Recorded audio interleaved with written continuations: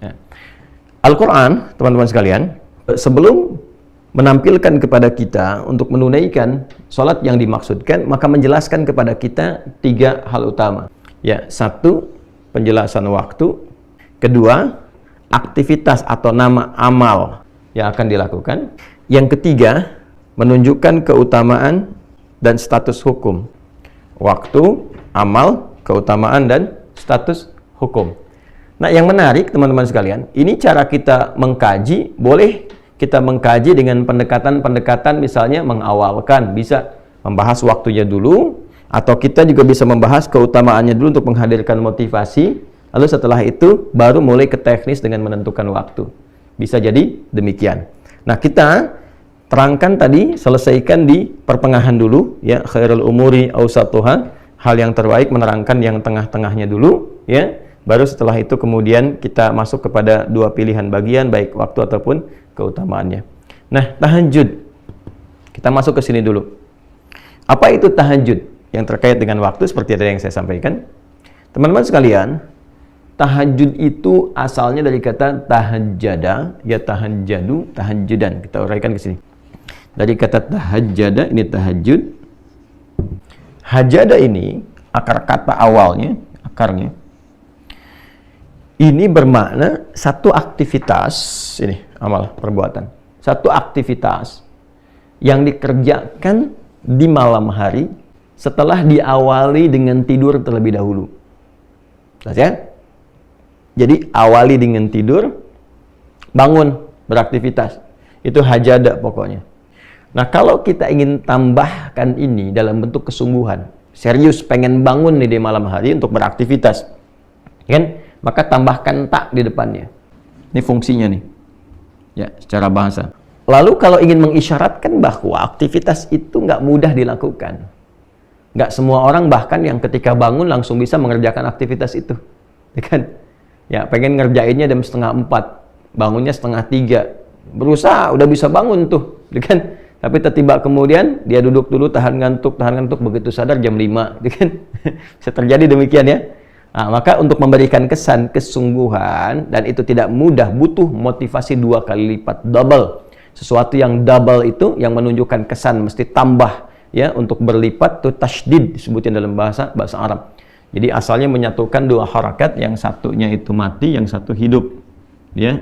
Misalnya ini ada hamzah a, ini waw pertama mati, kedua hidup, awal.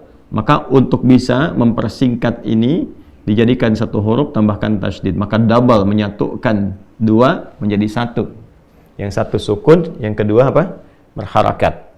Jelas ya? Ini dari kajian dasarnya. Tapi tasydid juga seakar dengan syiddah, sesuatu yang nggak mudah. Jadi kalau kita ngaji fikih bahasa, kita akan dapatkan biasanya pekerjaan-pekerjaan yang tidak mudah dikerjakan, sehingga butuh motivasi double, 2 kali lipat. Ya, itu secara psikologisnya dia ditambahkan tasydid sebelum akhirnya. Maka berubahlah dari kata hajada menjadi tahajjada, memberikan kesan bahwa kesungguhan, keseriusan untuk mengerjakan aktivitas di malam hari setelah tidur terlebih dahulu, walaupun itu tidak mudah dilakukan, tapi dia menumbuhkan motivasi berkali lipat untuk mewujudkan itu. Nah, sifatnya, karakternya disebut dengan tahajud namanya, ya, tahajud nih. Ini di Quran kembalinya ke sini ke kata kerjanya untuk menunjukkan pekerjaannya. Ya, wa minal laili, dan dari sebagian malam. Minnya sebagian, menunjukkan 2 kesan. Ya. Kesan pertama, nggak harus semalam suntuk penuh untuk menunaikan ibadah ini. Ya, cukup sebagiannya lah yang Anda pandang Anda bisa mengerjakan itu secara ideal, sesuai dengan kelapangan Anda. Ya, misalnya kalau Bang ada Isya istirahat sekarang jam 8, misalnya istirahat jam 9, ya, bangun di pertengahan malamnya, dengan memberikan kesan bahwa ya saya bisa bangun jam 1 misalnya, silahkan kerjakan. Jam 2 misalnya, silahkan. Ya, atau awal-awal dekatkan ke subuh misalnya. Kalau subuhnya 4:35 misalnya, ya Anda bisa tunaikan jam 4 misalnya, atau 4:15, sehingga ketika selesai dekat ke subuh dan tidak terlampau ngantuk untuk mengerjakan sholat subuh, karena di awal-awal. Ya, ini kesan min yang didapatkan, teman-teman sekalian. Ya, wa minal laili, dan dari sebagian malam, gak harus semua. di waktu malam kemudian Anda gunakan untuk mengerjakan itu. Ya, jadi ini kesannya. Nah, yang paling menarik adalah supaya kita nggak terlampau lompat, kembali ke sini. Fa. Jadi kalau ada fa itu memberikan kesan bahwa ini sesuatu yang penting sehingga cepat dieksekusi, tidak ditunggu-tunggu, tidak dilama-lama. Ya, jadi kalau sudah bangun, teman-teman sekalian di malam hari itu siapkan diri dengan baik. Misalnya pengen bangun jam 3:30, pasang alarm dulu kan, 3 kali ya seperti biasa, 2:30, jam 3, jam 3:04. Alarm pertama matikan, alarm kedua siap-siap, yang ketiga sudah ya ready lah ya untuk persiapan itu. Maka kalau sudah siap itu pakai fa, cepat segera tunaikan, jangan pakai jeda gitu, langsung eksekusi. Kemudian ta, ya serius dah, maka cepatlah bersungguh-sungguh kan untuk menunaikan sholat, ya kan? Bangun, tunaikan sholat, sekalipun tidak mudah kerjakan, tumbuhkan motivasimu 2 kali lipat lebih dari yang biasanya untuk mengerjakan itu. Itu cara memahaminya. Ya, dan dari sebagian malam, nggak harus sepenuh malam kau kerjakan itu, ya kan? Silahkan, cepatlah engkau bisa bangun, walaupun itu tak mudah untuk kau kerjakan, cepat kejar dengan serius, ya kan? Tambahkan motivasimu 2 kali lipat dari sebelumnya, tunaikan sholat ya yang didahului dengan tidur terlebih dahulu ya. Jadi ini syarat kedua dari min ini ya, dari min ini gunakan waktunya untuk istirahat dulu ya. Jadi bukan begadang malamnya tunaikan, tidak. Nanti itu perbedaannya dengan qiyamul lail. Kalau qiyamul lail nanti itu lebih umum sifatnya, termasuk di dalamnya nanti sholat-sholat yang sifatnya bisa ditunaikan sebelum tidur ya. Ya misalnya Anda mau kerjakan 4 rakaat sebelum tidur karena diduga malamnya nggak bisa bangun misalnya kan, maka setelah sholat isya, sholat sunnah 2 rakaat rawatibnya ya, Anda misalnya sholat 2 rakaat atau 4 rakaat tutup dengan witir sebelum tidur. Nah itu masuknya kategorinya qiyamul lail bukan tahajud ya. Qiyamul lail bukan tahajud, itu perbedaan qiyamul lail dengan tahajud. Jadi kalau qiyamul lail itu sifatnya lebih umum ya, sholat yang ditunaikan dari mulai ba'da isya sampai menjelang sahar ya, karena lail itu waktunya terbentang dari ba'da isya sampai menjelang sahar. Sahar itu waktu singkat ya sebelum fajar tiba. Amalan di waktu sahar disebut dengan sahur namanya. Ya, jadi kalau spesifiknya kalau ini ba'da isya misalnya 19.45 misal. Kalau ini subuhnya misalnya 4.35, taruhlah 15-20 menit sebelum subuh 4.15 misalnya. Ini masih masuk kategori lail, ya kan? Nanti di sahar pun masih boleh ditunaikan sholat sampai menjelang adzan, karena Nabi pun dalam satu riwayat pernah kemudian berhenti di waktu sahar ini ya, kemudian beliau beristighfar jenak sambil miring ke kanan itu kan, sambil rebahan itu ya. Tapi dalam satu riwayat ditemukan, termasuk dari riwayat Imam Ahmad ya rahimahullah ta'ala, bahwa Nabi menduga sudah masuk waktunya fajar kan, maka beliau akan rebahan fajar, ternyata masih jauh ya, belum masuk waktu fajarnya, maka beliau teruskan dulu sholatnya 2 rakaat lagi ya. Ya ini ada kebolehan. Nanti ada amalan utamanya, amalan utama di waktu sahar itu kita bahas supaya tidak terlampau lompat. Nah dari ba'da isya sampai ke sini lail namanya ya, lail, al-lail.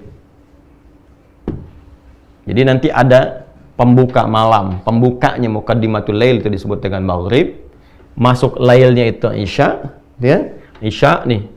Jadi ini dari mulai awal-awal sampai ke pertengahan, tengah malam, ya sampai nanti ke penghujungnya sampai 1/3 malam, sampai masuk ke sahar. Ya. Jadi kalau kita mau petakan tinggal dibagi saja. Misalnya di sini dari mulai 1/3 akhir sampai ke ujungnya, misalnya dari jam 1.30 misalnya, terus sampai dengan jam ke-4.15. Ya.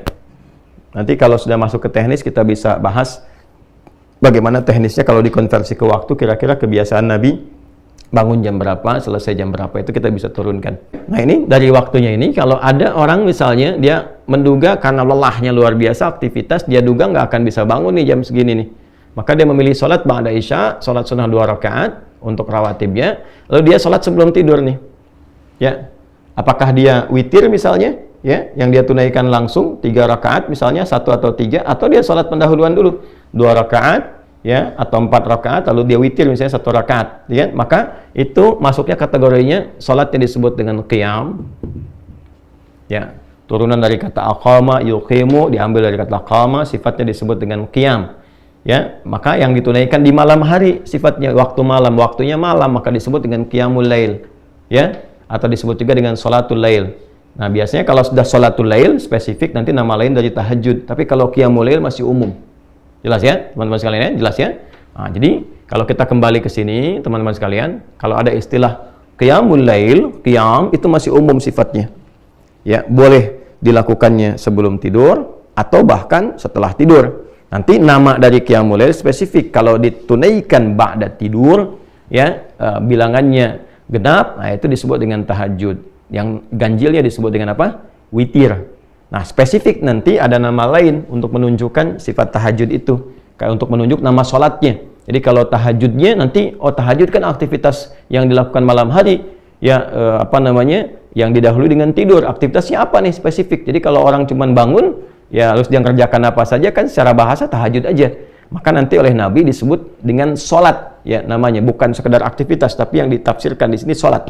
Ya, dari mana taunya? Ada kaitan dengan ayat sebelumnya, ayat 78. Aqimis sholata, ya, liduluki syamsi ila ghasaqil laili wa qur'anal fajr, inna qur'anal fajri kana mashhuda. Nyambung langsung ke ayat 79. Wa minal laili, ya.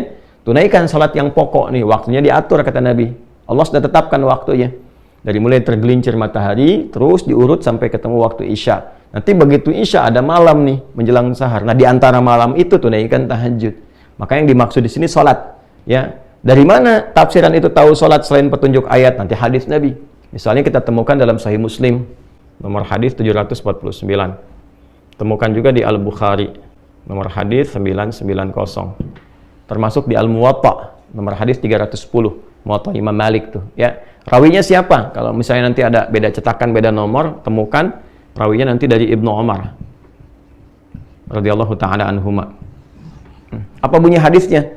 Ya, hadatsana qala Rasulullah sallallahu alaihi wasallam, salatul laili mathna mathna, fa idza khasya ahadakum al-fajra falyutir rak'atan wahidah. Salatul laili, kalau engkau bangun salat malam, ini nih yang dimaksud tahajud. Maka teknisnya nanti Nabi ada yang tunjukkan 2 rakaat, di hadis itu ada yang tunjukkan nanti 4 rakaat, kemudian ujungnya 3. Nanti kita akan lihat secara teknis setelah masuk ke teknisnya, ya. Jadi kalau ada istilah tahajud yang dimaksud salat, waktunya ini didahului dengan tidur, silahkan bangun di pertengahan sampai dengan ke ujung malam. Hukumnya apa? Sunnah. Keutamaannya ada hal-hal yang luar biasa diisyaratkan dengan nafilah. Nah, apa saja rahasia keutamaannya? Setidaknya ada 4 yang paling utama. Yang pertama, langsung kita sambungkan ke ayat 79 sampai 80. Ya, nanti di ujung 79, di awal 80. Nafilatan laka asa an yab'atsaka rabbuka maqaman mahmuda. Satu, tahajud itu diantara keutamaannya, ini rahasianya. Kenapa saking pentingnya tahajud ini, walaupun ibadahnya sunnah, ya, sifat hukumnya, tapi sangat ditekankan di Quran karena ada rahasia di dalamnya. Ada keutamaan yang nggak bisa diraih di sholat-sholat lain, termasuk dalam sholat fardu. Satu, asa an yab'atsaka rabbuka maqaman mahmuda. Boleh jadi dengan kesungguhan menunaikan salat itu, Allah akan menempatkanmu di tempat yang terbaik. Maqamam mahmuda, tempat atau kedudukan tinggi, karena maqam itu sesuatu yang tinggi dan terpuji, terbaik. Awas, hati-hati ya, dipilihkan oleh Allah yang terbaik. Ya, maqam itu, teman-teman, itu punya 2 arti spesifik. Bisa dia real, tempat yang tinggi, yang terhormat, ya, atau juga menunjukkan sifat. Jadi dia bukan tempat dalam arti punya ketinggian, tidak, tapi sesuatu, boleh jadi juga pijakan, tapi dari situ menunjukkan satu perbuatan yang baik yang mengantarkan pada kedudukan tinggi. Ya, seperti Nabi Ibrahim misalnya, ya, kan kalau kita mau tawaf tuh, ya, setelah dari Hajar Aswad, ya kurang jarak, boleh jadi dari situ ada 5 meteran, kan ada Maqam Ibrahim, ya.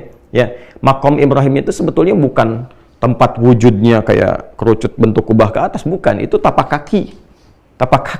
Jadi Nabi Ibrahim alaihissalam itu ketika beliau akan meninggikan bangunan Ka'bah, berpijak, ya, pijakan awalnya di situ posisinya. Itu isyaratnya di Quran surah kedua Al-Baqarah ayat 125. Ya, wa idz ja'alnal baita mathabatan lin-nasi wa amna wattakhidhu min maqami Ibrahim musalla. Jadi pijakan pertama untuk meninggikan bangunan Ka'bah, yang dengan pijakan itu menjadi terhormat, kedudukan beliau tinggi. Saking terhormat tingginya Allah jadikan area itu tempat sholat. Ya, tinggi itu. Jadi kalau kita sudah menemukan maqam, artinya kita katakan kedudukan, tempat tinggi yang terhormat, yang terbaik. Ya. Nah, kenapa kuburan juga disebut dengan maqam? Memberikan kesan kepada kita bahwa, sebelum meninggal, bersikaplah yang baik, yang mulia, sehingga ketika engkau meninggal pun engkau dihormati, engkau punya kedudukan. Ya, makanya orang-orang dulu menyebutnya ke makam yuk, ke makam yuk, ke maqam maksudnya. Ya, yuk lihat orang-orang terhormat, ya, yang dikubur, yang kita datang berziarah ke situ, mendapatkan inspirasi dari ziarah itu, bagaimana menjadi lebih baik, ingat kematian, belajar dari orang wafat ini supaya meningkatkan ketaatan kepada Allah. Jadi semua tuh ada maknanya di Islam tuh. Itu maksudnya. Nah, amalannya mengantarkan kita untuk mendapatkan tempat kedudukan terbaik dalam aktivitas kita, ya, dan ditempatkan oleh Allah secara langsung, itu tahajud. Ini mahal. Nah, ini jadi kedudukan tinggi itu disifati langsung dengan mahmuda, yang ideal buat Anda, yang terbaik, yang bagus, yang pas, yang mendukung ketaatan Anda kepada Allah. Jadi dunianya dapat, akhiratnya diraih. Nanti di situ dibekal lagi supaya naik lagi. Kemudian apa yang kedua? Waqur Rabbi adkhilni mudkhala sidqin. Ya, dan untuk meraih ini dibimbing oleh Allah cara memulainya. Maka dibimbing pintu pembukanya. Jadi mengawalinya pun dengan terhormat. Ya, bukan dengan sogokan. Kadang orang pengen kedudukan, nyogok, ya, menipu, ya, dan seterusnya. Sifat-sifat yang buruk lah. Di iman takwa itu yang paling pembuka, paling utama. Adab itu pembuka utama. Ya, jadi bagaimana Anda mendekatkan seseorang, anak didik, ya, kepada Tuhan Yang Maha Esa, meningkatkan iman dan takwa dengan cara yang bertentangan, yang maksiat. Maka nanti orang yang rajin tahajud itu dibimbing oleh Allah. Kamu naik jabatan tuh gak harus nyogok. Ya kan? Promosi jabatan tuh gak harus usaha yang aneh-aneh gitu. Ya, dan Allah menggerakkan hati-hati orang-orang itu untuk melihat ini memang orang yang paling ideal, orang yang paling tepat, orang paling lurus, paling bagus, langsung naik, dibimbing oleh Allah. Jadikan hati-hati orang yang walaupun dia kelihatan misalnya ya perilakunya nggak ideal, ya, tapi Allah lembutkan hati untuk memilih dia nanti tuh, ya, dibimbing. Dan kalaupun ada kesulitan, yang ketiga, dalam menjalani itu ada tantangan. Kadang kan di posisi tinggi itu, apalagi makom, posisi tinggi, pasti persaingannya lebih ketat. Ya, jadi kalau ya seringkali kan diilustrasikan dalam kehidupan itu, kalau jabatan paling tinggi seperti pohon kan, semakin naik, semakin tinggi anginnya makin kencang kan, persaingannya ketat dan sebagainya. Jadi kadang-kadang memerlukan jalan keluar, solusi. Wa akhrijni mukhrajas sidqin, maka Allah pun memberikan solusi. Pembukanya sudah baik, kalaupun ada persoalan, ya jalan keluarnya, solusinya pun solusi terbaik, dibimbing oleh Allah. Tapi kalau kita katakan saya punya Allah yang nggak ada batas gitu. Nah, ini nih kalimat ini nih teman-teman, saya punya Allah. Nah, itu harus melekat pada orang Islam. Punya Allah. Itu. Dan itu Allahu Akbar, itu sebetulnya identitas yang harus melekat pada jiwa itu. Setiap muslim itu kalau sudah punya itu, udah nggak ada batas tuh. Karena dia yakin punya Allah. Bilal itu kan di dalam tanda petik ya, disiksa gitu. Ya, saya katakan dalam tanda petik karena saya itu agak sulit menemukan kata-kata yang menggambarkan bagaimana hebat dan dahsyatnya perjuangan Sayyidina Bilal bin Rabah radhiyallahu taala anhu, dan tidak layak untuk mendapatkan kalimat itu sebetulnya. Tapi sejarah kan menunjukkan bagaimana beliau diikat, ya kan, di atas batu yang sudah dipanaskan, di lapang yang panas, lalu dicambukkan. Tapi karena beliau itu sudah mendapatkan nikmatnya iman, ada Allah, ya, ada Allah, tuh, saya punya Allah gitu. Maka dikatakan irtad murtad kamu, kata beliau ahad. Ahad itu apa? Ya, sifat Allah yang utama kan. Qul huwallahu ahad. Saya punya Allah kok. Jadi dicambuk pun ya, biasa aja. Ahad. Disiksa juga saya punya Allah kok. Dan ketika itulah yang terjadi apa?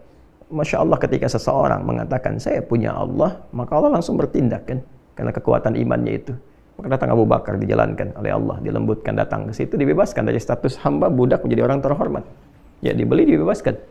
Ya, sangat terhormat. Nah, ini kalau kita punya prinsip seperti itu, maka insya Allah perbuatan-perbuatan buruk itu akan menepi dengan sendirinya. Tidak ada hal-hal yang buruk yang akan menyertai sesuatu yang didekatkan kepada Allah. Dengan sifat apapun, Anda pejabat, kalau Anda mengatakan saya punya Allah, Anda nggak akan korupsi. Anda menempuh jalan yang benar. Ya, Anda diplomat, birokrat, pebisnis dan sebagainya, pengajar, juga kalau benar-benar ustadz, kiai, habaib dan sebagainya, ya, melatih diri saya punya Allah dan melekatkan keimanan pada dirinya dan konfirmasi dengan kalimat Allah itu. Ya, idza dzukirallahu wajilat qulubuhum, disebutkan nama Allah. Kalau orang mengatakan saya punya Allah, disebutkan nama Allah, ada getaran pada jiwanya. Ya, makin tinggi makin bisa menggetarkan nanti. Maka sumpahnya nggak main-main ketika demi Allah atau kalimat Allah saja sudah bisa menjatuhkan senjata, pedang dan sebagainya. Ya, kita berjuang dulu pakai kalimat takbir kan, Allahu Akbar, gentar musuh. Ya, Nabi mengatakan Allah, maka jatuh pedang yang sedang mengancam Nabi itu. Itu nggak main-main kalimat itu. Ya. Dan yang terakhir, ya, waj'alli min ladunka sultanan nasira, mendapatkan langsung pertolongan dari Allah. Nah, ini maksudnya tambahan dari yang ketiga. Dia dapat solusi, tapi kadang-kadang di posisi tinggi ini goncangannya nggak mudah, magnitudenya juga kencang. Kadang-kadang ada yang ingin menyingkirkan, menyungkurkan, mencelakakan dan sebagainya. Ya, maka Allah langsung yang menurunkan satu skema untuk menolongnya. Dan ini yang kaitan nanti termasuk dengan surah Yasin dalam konteks pengepungan Nabi Shallallahu Alaihi Wasallam. Ya, Allah kemudian jadikan matanya tak bisa melihat, orang-orang itu ditidurkan, mengantuk, yang mengepung Nabi 100 orang, pasukan khusus yang kalaupun ada hewan tuh bisa terasa, terlihat dan sebagainya. Tapi ya Allah Subhanahu wa taala berkehendak Nabi melenggang begitu saja dalam keadaan ya 100 orang pasukan khusus pemuda-pemuda terbaik itu dalam keadaan yang tidak sadarkan diri. Ya, ini pertolongan yang Allah berikan. Jadi dalam kondisi-kondisi yang sifatnya padat, aktivitasnya kuat, dan juga tantangan serta dinamikanya juga cukup beragam dan tinggi, maka ada satu amalan, kurang lebih begitulah, yang rahasia amalan ini bisa memberikan pengantar, perlindungan, dan juga penjamin pada kesuksesan yang diharapkan. Amalan itu disebut dengan tahajud. Ya, disebut dengan tahajud karena satu, waktunya dikerjakan di waktu malam, setelah beristirahat terlebih dahulu, diawali dengan istirahat supaya lebih fresh, lebih segar ketika bangun di malam harinya. Kemudian yang kedua, tidak mudah melakukan ini karena keutamaannya juga banyak, maka butuh motivasi yang kuat, serius untuk menunaikan. Nah, di antara keutamaannya, yang pertama, Allah akan berkenan mengangkat, menempatkan hambanya yang konsisten menunaikan tahajud dengan baik dan benar ke posisi yang terhormat, yang terbaik, yang ideal untuknya. Kemudian Allah akan berikan bimbingan agar mengawali semua karir kegiatannya dengan cara terbaik, memberikan solusi terbaik, plus melindungi ia ketika ada yang mengancam atau mengganggu ia dalam beraktivitas berkehidupan dengan cara-cara yang Allah kehendaki untuk memuliakan hamba-hambanya. Ya, walaupun cara-cara itu mengantarkan kepada ajal misalnya dan sebagainya, tapi dia akan jadi orang terhormat. Ya, akan jadi orang terhormat yang dikenang, yang baik, yang mulia. Ya, kalau kematian kan kita nggak bisa tolak sesuai dengan ajal. Ya, tapi kita bisa berikhtiar bagaimana cara meninggal secara terhormat, sehingga ditempatkan bukan sekedar di kuburan, di makbarah, tapi di makom yang ketika dizarahi pun dengan cara-cara yang terhormat, menginspirasi dan diteladani. Jadi meninggal pun masih punya jariah gitu. Ya, nah ini gambarannya teman-teman, rahasia sholat tahajud. Nah, pertanyaannya, nah kalau sudah bangun bagaimana menunaikannya? Ya kan, dari mulai bangun, berwudu, kalau ada janabat mandi sampai menunaikan sholatnya seperti apa tuh? Ada teknisnya. Nanti kita akan bahas di pertemuan selanjutnya. Saya kira itu yang bisa kita terangkan dulu di subuh kali ini. Ya, mudah-mudahan ada manfaat yang Allah ridhai dan mendorong kita untuk semangat menunaikan, meraih kehidupan yang baik dan akhir yang husnul khatimah insyaallah. Terima kasih terhubung di subuh kali ini waktu Indonesia bagian Barat. Semoga Allah rahmati kita semua. Allahumma taqabbal minna innaka antas sami'ul alim wa tub 'alaina innaka antat tawwabur rahim. Rabbana atina fid dunya hasanah wa fil akhirati hasanah wa qina adzabannar. Allahumma ya arhamar rahimin urzuqna ni'matat tahajjud fi hayatina ya Allah waj'alna minal mustaqimin fiha ya arhamar rahimin. Wa sallallahu ala sayyidina Muhammad wa ala alihi wa sahbihi ajma'in. Wa akhiru da'wana subhanakallahumma wa bihamdika nashhadu an la ilaha illa anta nastaghfiruka wa natubu ilaik. Walhamdulillahi rabbil alamin. Assalamualaikum warahmatullahi wabarakatuh.